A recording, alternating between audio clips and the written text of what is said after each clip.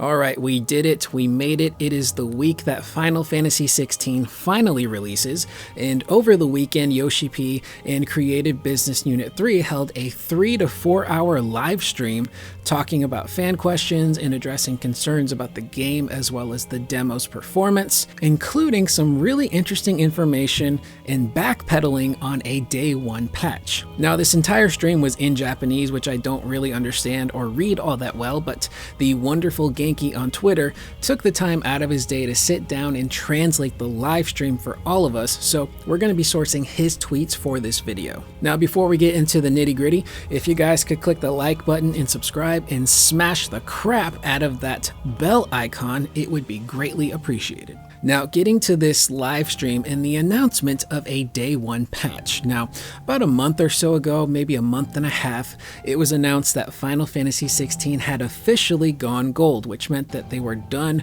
with the game's development, and Yoshi P made the statement that the game would not need a day one patch. Now, back when I heard that, I thought to myself, ooh, you probably shouldn't say that because in game development, things can turn at the drop of a hat, and things might be great one moment, but the next thing you know, when you get that demo out into people's hands, people are going to discover issues with the game or the demo itself, and you're gonna kind of maybe have to backpedal and fix some things, which is currently what's happening. After they released the really awesome demo for 16, the demo itself, while it was great, clearly had some issues on the technical side. The three being frame rate, motion blur, and camera speed. Now, for the first one, I played the demo in performance mode, which was supposed to have around the 60 frames per second mark for its frame rate, but there was a lot of sections of that demo where the frame rate would just dip, either cutscenes or where you're just running around exploring different locations.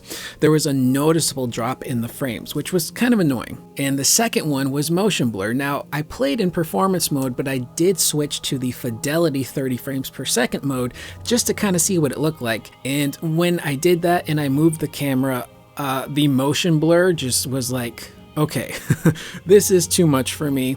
I gotta switch back to performance mode. I can't handle that. And the third one was camera speed. Now, for me, I didn't really have an issue with the speed of the camera or how it moved, but I guess some people did.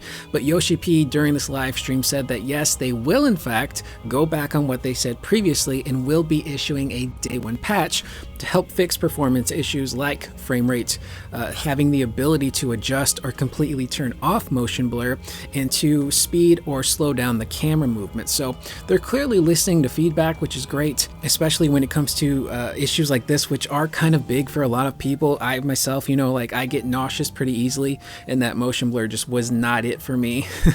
But it does suck that they had to go back on their word, but at least they're listening to people and figuring out like, okay, we got the demo out there, it's in people's hands. What are they saying? What are they experiencing that maybe our QA testers didn't think was a big deal or maybe just didn't discover? One of the other interesting things was that Final Fantasy XVI was almost on 2 discs, but they were able to optimize the game and get it to fit on one. Now, they didn't elaborate too much further in regards to what they did to fit it all on one disc. Maybe some things were cut, maybe some things were optimized a little bit differently, but it is really interesting because this is clearly a very big game. And if we look at something like Final Fantasy VII Rebirth, which was announced recently and got that new trailer, that is going to be on 2 discs. So clearly that is probably going to be a much larger game than Final Fantasy XVI, because I don't think they're going to take Rebirth and somehow optimize it and slim it down to fit into 1 disc. So the size difference there is really interesting, but to know that 16 was in fact almost on 2 discs is pretty gnarly. Another really interesting thing that popped out of this event was there were some rumors going around that Ryota Suzuki, who worked at Capcom, was headhunted or poached from Capcom to work at Square Enix, which Ryota Suzuki did clear the air on that, and he said that was not true. He dedicated 20 years of his life working at Capcom and developing their games, and he wanted a different challenge. So he actually asked about working on Final Fantasy XIV in a developer spot for that game. But the game's director, Hiroshi Takai, said, hey, we'll have you on 16.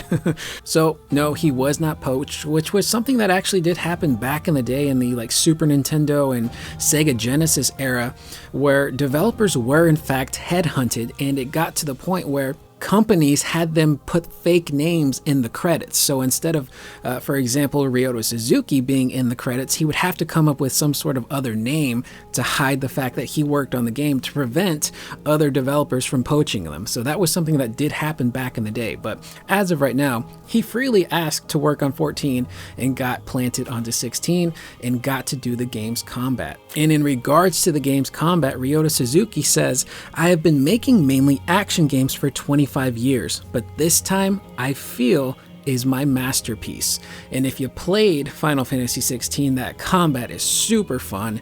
It feels like a more refined version of what you got in Devil May Cry 5. So clearly, Ryota Suzuki took everything he learned from fighting games and action games while working at Capcom and really just kind of honed in on 16 and made it the best it could possibly be. And lastly, a PC version of Final Fantasy XVI, which is something a lot of people have speculated about and do want.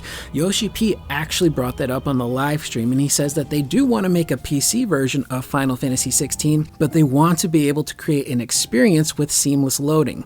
So they didn't have enough time to optimize the game for PC. But when the time comes, they will talk more about it, which some people are taking that as PR speak. Like, look, you could have made a PC version, you probably could have optimized it, and it would have played just fine. So it's also likely that they have a deal with Sony that, you know, has exclusivity, and it's gonna stop them from developing a PC version for at least a year, maybe two, after the PS5 version comes out. So it could be a combo of him just being like, yeah, we want to do one, but we just don't have time, which I tend to believe. I don't think he's lying there.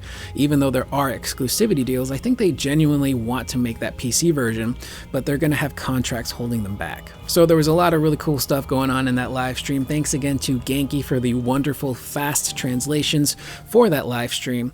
I am Curious Corduroy. That is the video. Let me know in the comments down below. What do you think of them unfortunately having to walk back the no day one patch statement to issue some fixes? I'd love to hear all that and more in the comments. I will see you guys in the next video. Please remember to always be excellent to one another.